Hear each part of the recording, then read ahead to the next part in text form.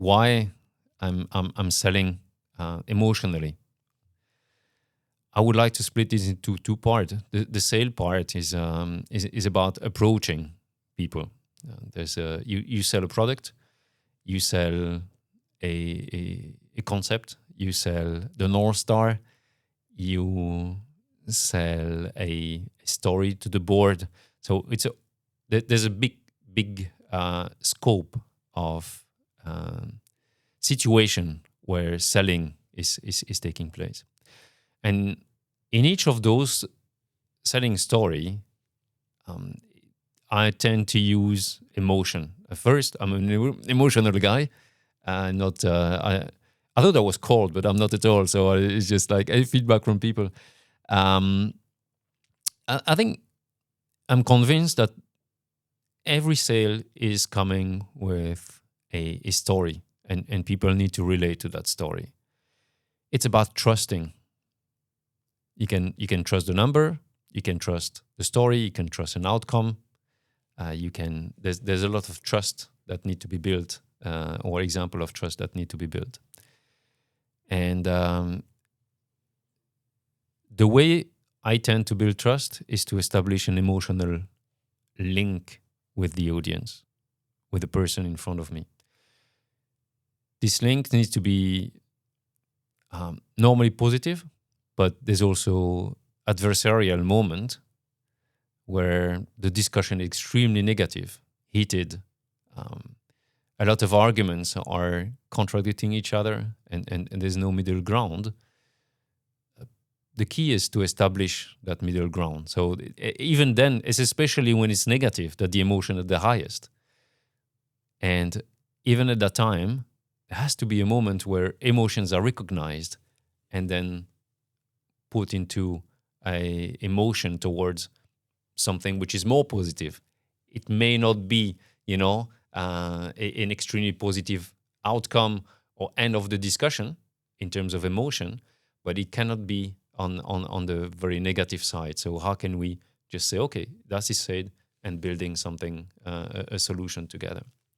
So whether it's to establish the emotional bridge or to break down and get out of this downward spiral of negative emotion, it's about emotion.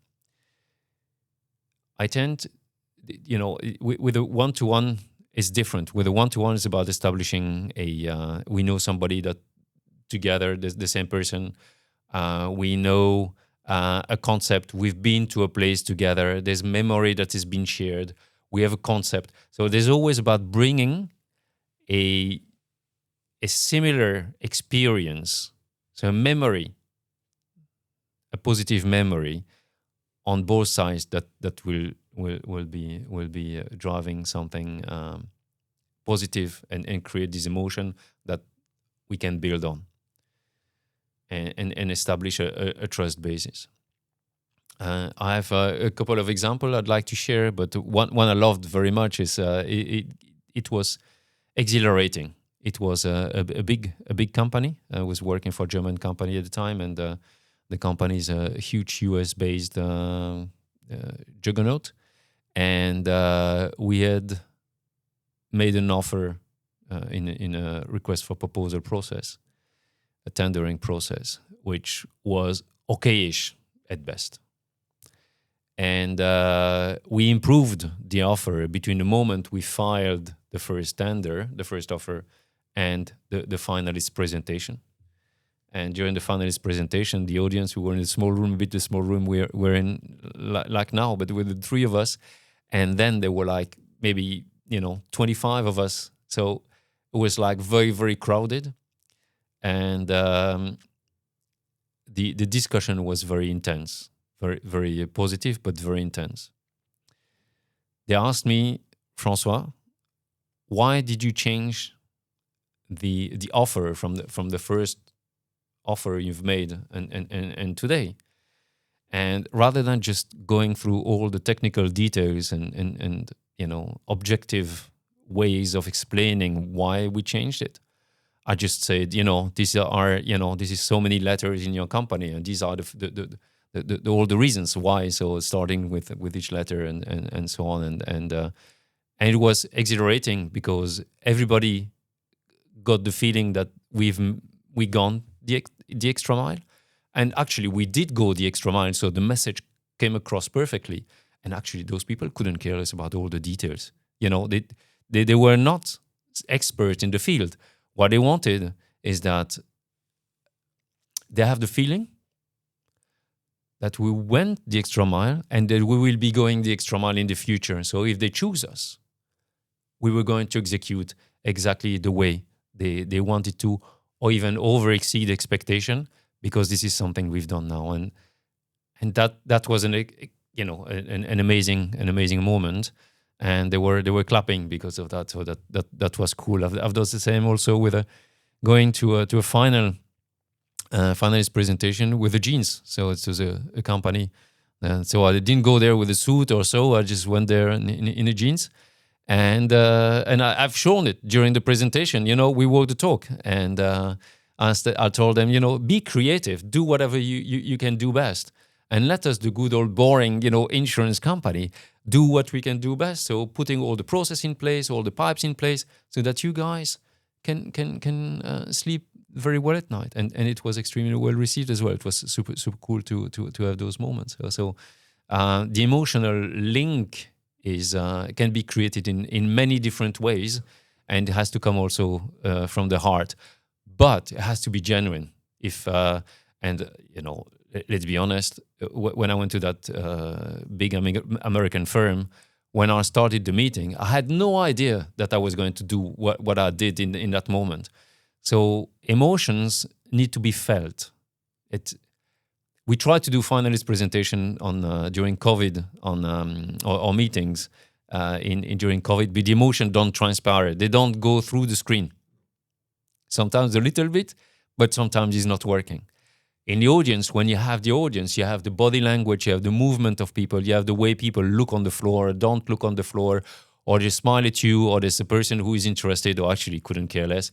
And at that moment, either you wake them up, but there's something that you can do, and you need to be able to improvise. And improvisation comes from, my God, such a long time list of failure, of moments where, oh my God, what am I going to do? What do I do here? And so on. So it's about fine-tuning one's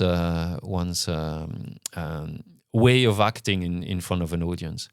That's something that I've learned from a lady. She was a business partner of a previous firm a long time ago here in Luxembourg, and I came back from actually the Oktoberfest in Germany. Came back in the morning, but it was reasonable. And I could do a 4 hours presentation. And at the end of the presentation, without knowing that it was very well received, she gave the feedback to one of my colleagues that it was great. And that's that moment that I've realized that all the moment or the frustration moment I have in front of an audience, knowing is it working, is it not working, and so on.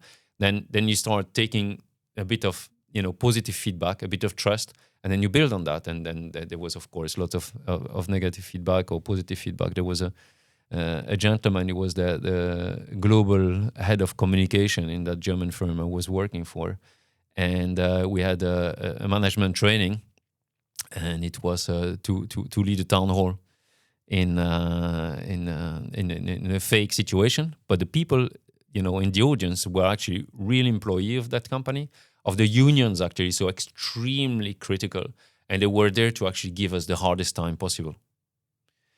So we knew that, we anticipated that, and I started the meeting. We were a group, and we had our strategy.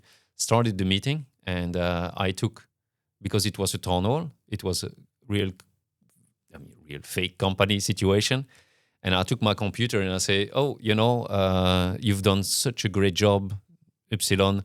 Here is a computer to reward you for all the good work you've done. So now you have a good computer, you can work better, and so on. And then it put them off balance. And what I did also, and it was planned, but it was a bit more luck or physical. I had the feeling that I'd done my time in front of that audience, and a colleague had to step there. And it would have been easy for me to stay where I was in front of the audience.